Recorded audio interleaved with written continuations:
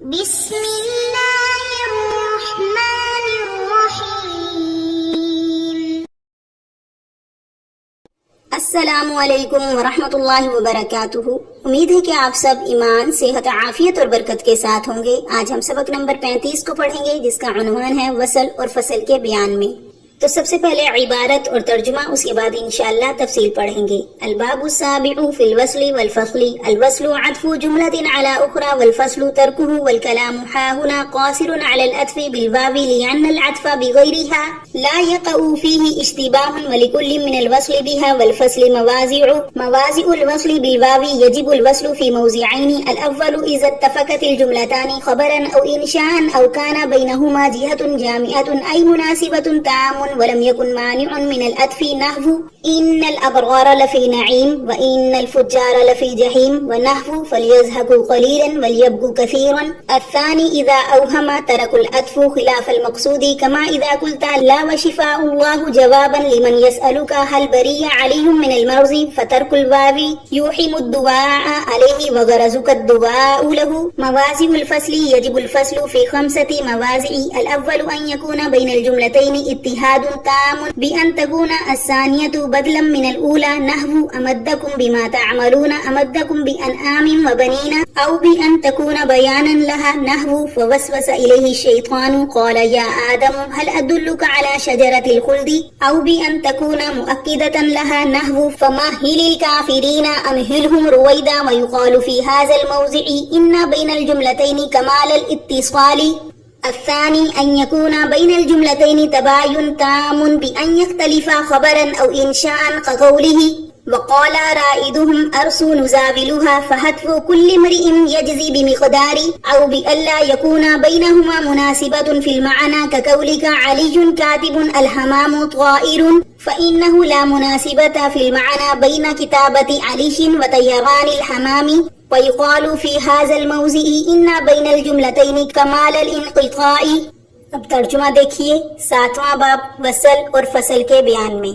وصل ایک جملے کا دوسرے جملے پر عطف کرنا، اور فصل عطف کا چھوڑنا ہے، اور کلام اس جگہ صرف عطف بالواو کے متعلق ہے، کیونکہ اس کے واو کے بغیر عطف نہیں واقع ہوتا۔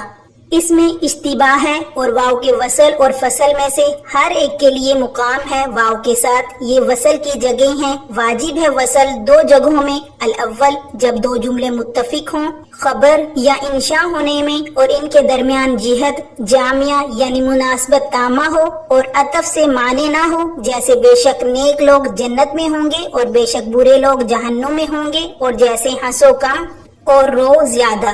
اور ثانی جب عطف کا چھوڑنا وہم پیدا کرے خلاف مقصود کا، جیسے جب تو نے کہا نہیں اور شفا دے گا اس کو اس شخص کے جواب میں جو تجھ سے پوچھے کیا علی بیماری سے بری ہو گیا۔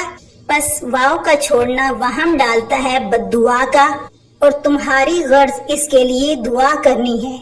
یہ فصل کی جگہ ہیں۔ فصل 5 جگہوں میں واجب ہے۔ اول 2 جملوں کے درمیان اتحاد تام ہو، اس طور پر کہ دوسرا جملہ پہلے جملے سے بدل ہو، جیسے مدد کی اس نے تمہاری ان چیزوں کے ساتھ جن کو تم جانتے ہو، مدد کی اس نے تمہاری چوپاؤں کے ساتھ اور بیٹوں کے ساتھ، اس طور پر کہ دوسرا جملہ پہلے کے لیے بیان ہو، جیسے وسوسہ ڈالا شیطان نے اس کی طرف، شیطان نے کہا اے آدم کیا میں نہ بتاؤں تجھ کو ہمیشگی کا درخت، یا دوسرا جملہ پہلے جملے کے لیے تاکید ہو، جیسے کہ پس مہلت دیں کافروں کو، مہلت دیں ان کو تھوڑی دیر۔ اور کہا جاتا ہے ان جگہوں میں کہ 2 جملوں کے درمیان کمال اتصال ہے، ثانی دونوں جملوں کے درمیان تباین تام ہو، اس طور پر کہ دونوں جملے مختلف ہوں خبر اور انشاء کے اعتبار سے، جیسے شاعر کا قول ان کے سردار نے کہا ٹھہر جاؤ ہم جنگ کا مقابلہ کریں گے، پس موت ہر آدمی کی آتی ہے اپنے وقت پر، اس طور پر کہ ان دونوں جملے کے معنی میں مناسبت نہ ہو، جیسے تیرا قول علی کاتب ہے کبوتر اڑتا ہے، پس بے شک علی کی کتابت اور کبوتر کے اڑنے کے معنی میں کوئی مناسبت نہیں ہے۔ اور کہا جاتا ہے اس جگہ میں بے شک ان دونوں جملوں کے درمیان کمال انقطاع ہے۔ اب تفصیل دیکھیے۔ اس 7ویں باب میں حضرات مصنفین وصل اور فصل کے متعلق تفصیل بیان فرما رہی ہیں کہ کس جگہ 2 جملوں کے درمیان وصل رہے گا اور کس جگہ فصل کیا جائے گا۔ تو فرمایا کہ وصل نام ہے ایک جملے کا دوسرے جملے پر عطف کرنا، اور فصل کہتے ہیں عطف نہ کرنے کو۔ اس کے بعد فرمایا والکلام ہا ہنا، یعنی یہاں سے فرماتے ہیں کہ حروف عطف تو 10 ہیں، اور ان میں سے ہر ایک کے ذریعے ایک جملے کا دوسرے جملے پر عطف کیا جاتا ہے، مگر یہاں پر بحث صرف عطف بالواو کے متعلق ہے۔ وجہ اس کی یہ ہے کہ واو کے علاوہ دیگر حروف عاطفہ سے عطف میں کوئی اشتباہ نہیں ہوتا، صرف واو ہی ایسا حرف ہے جس کے ذریعے اشتباہ ہوتا ہے، اس لیے بحث کو اسی پر منحصر کیا گیا ہے۔ آگے فرمایا وَلِكُلِّ مِنَ الْوَصْلِ بِهَا، یہاں سے واو کے ذریعے عطف کرنے اور نہ کرنے یعنی وصل اور فصل دونوں کے کچھ مواقع ہوتے ہیں، ان کی تفصیل بیان کی جا رہی ہے۔ تو سب سے پہلے وصل کو بیان فرمایا کہ وصل 2 جگہوں پر واجب ہوتا ہے۔ نمبر 1، جب دونوں جملے خبریہ یا دونوں انشائیہ ہوں اور دونوں کے درمیان کوئی وجہ جامع یعنی مناسبت تامہ ہو۔ مناسبت تامہ کا مطلب یہ ہوتا ہے کہ دونوں جملوں کے درمیان کوئی ایسی چیز پائی جاتی ہو جو ان دونوں جملوں کے اجتماع کا تقاضا کرے، اور عطف سے کوئی چیز مانے بھی نہ ہو، یعنی کوئی ایسی چیز نہ ہو جو فصل کو چاہتی ہو، جیسے کہ ان الابرار لفی نعیم و ان الفجار لفی جحیم۔ تو اس آیت کریمہ میں دونوں جملوں میں وصل کیا گیا ہے، کیونکہ دونوں جملے خبری ہیں اور دونوں کے مسند الیہ یعنی ابرار اور فجار کے درمیان وجہ جامع تضاد کی نسبت ہے، اور اس کے علاوہ کوئی ایسی چیز بھی نہیں جو فصل کو چاہتی ہو، جیسے کہ فَلْيَضْحَكُوا قَلِيلًا وَلْيَبْكُوا كَثِيرًا۔ تو اس آیت میں دونوں جملوں میں وصل ہے، اور وجہ جامع ہنسنے اور رونے کے درمیان نسبت تضاد ہے، اور وصل سے معنی بھی کوئی چیز نہیں ہے۔ اور دوسری جگہ جہاں پر وصل واجب ہوتا ہے وہ یہ ہے کہ 2 جملوں میں سے ایک خبریہ اور ایک انشائیہ ہو، یا دونوں خبر اور انشاء کے اعتبار سے تو متفق ہوں مگر ان دونوں میں کوئی مناسبت معنوی نہ ہو، اور دونوں جملوں کے درمیان وصل نہ کرنے سے خلاف مقصود کا وہم ہو۔ جیسے تم سے کوئی پوچھے هل بری علی من المرض، کیا علی ٹھیک ہو گیا، اور تم اس کا جواب نفی میں دینا چاہو اور اس کے ساتھ شفا یابی کی دعا بھی دینا چاہو، تو یوں کہو گے لا و شفاء اللہ، نہیں اور اللہ تعالیٰ اس کو شفا دے۔ اب اس مثال میں لا ایک جملہ ہے اور شفاء اللہ یعنی دوسرا جملہ ہے، دونوں میں وصل کیا گیا ہے، کیونکہ ایک جملہ لا خبریہ ہے اس لیے کہ یہ لم یبرہ کے معنی میں ہے، اور یہی وشفاء اللہ کا معطوف علیہ ہے، اور دوسرا جملہ شفاء اللہ انشائیہ ہے۔ اب اگر واو لا کر وصل نہ کیا جاتا اور یوں کہا جاتا لا شفاء اللہ، تو متکلم کے مقصود کے خلاف کا وہم ہوتا، اس لیے کہ لا شفاء اللہ کا مطلب ہے اللہ تعالیٰ اسے شفا نہ دے، اور یہ بد دعا ہے، حالانکہ یہاں پر مقصد دعا دینا ہے، بد دعا دینا نہیں ہے۔ تو حضرات مصنفین کی اس قول وَغَرَضُكَ الدُّعَاءُ لَهُ، اس سے یہ بھی سمجھ لینا چاہیے دعا لِأَحَدٍ يَدْعُو دعاءً کے معنی آتے ہیں کسی کے حق میں دعا کرنا، اور دعا علیہ کے معنی کس کے لیے بد دعا کرنے کے آتے ہیں، یعنی صیغے کی تبدیلی سے معنی بھی تبدیل ہو جاتے ہیں۔ ہاں اگر 2 جملے ایسے ہوں جس میں عطف نہ کرنے کی وجہ سے مقصود متکلم کے خلاف کا وہم نہ ہو تو پھر عطف نہیں کریں گے، بلکہ فصل کرنا ضروری ہو جائے گا، جیسے کہ استاد سفر پر گئے، اللہ ان کی حفاظت فرمائے۔ تو اس مثال میں پہلا جملہ خبریہ اور دوسرا انشائیہ ہے، مگر ان دونوں کے درمیان ایسا تعلق نہیں ہے کہ مقصود متکلم کے خلاف وہم ہو، اس لیے یہاں پر عطف کو ترک کر دیا۔ آگے فرمایا مواضع الفصل، تو یہاں سے مصنفین مواقع فصل کو بیان کر رہے ہیں کہ کن کن جگہوں میں فصل واجب ہے۔ تو فرمایا کہ 5 جگہوں میں فصل واجب ہے۔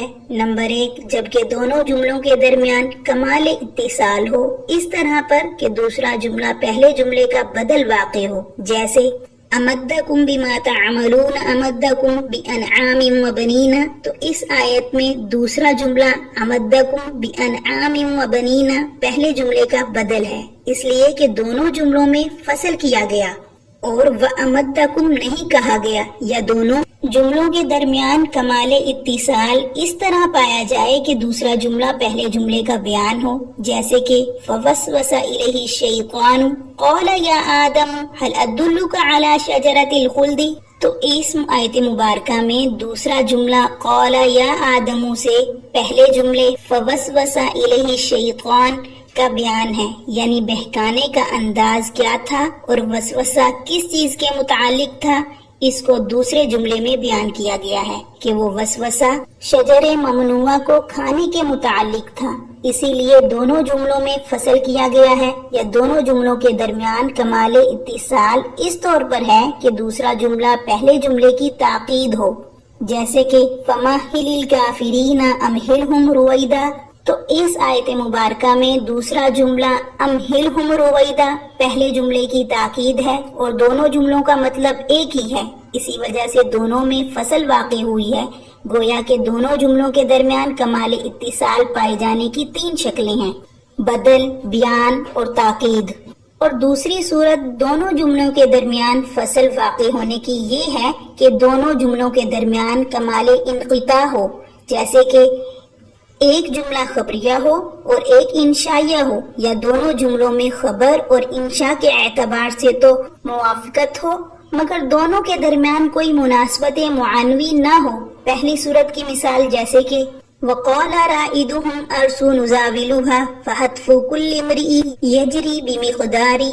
تو شاعر نے اس شعر میں ارسو اور نزاولھا دونوں کے درمیان فصل کیا ہے، اس لیے کہ پہلا جملہ ارسو صیغہ امر ہونے کی وجہ سے لفظاً اور معناً دونوں اعتبار سے انشائیہ ہے، اور دوسرا جملہ نزاولھا لفظاً اور معناً دونوں اعتبار سے خبریہ ہے۔ گویا کہ دونوں جملے خبر اور انشاء کے اعتبار سے مختلف ہیں، اور یہی کمال انقطاع ہے جو معنی وصل ہے۔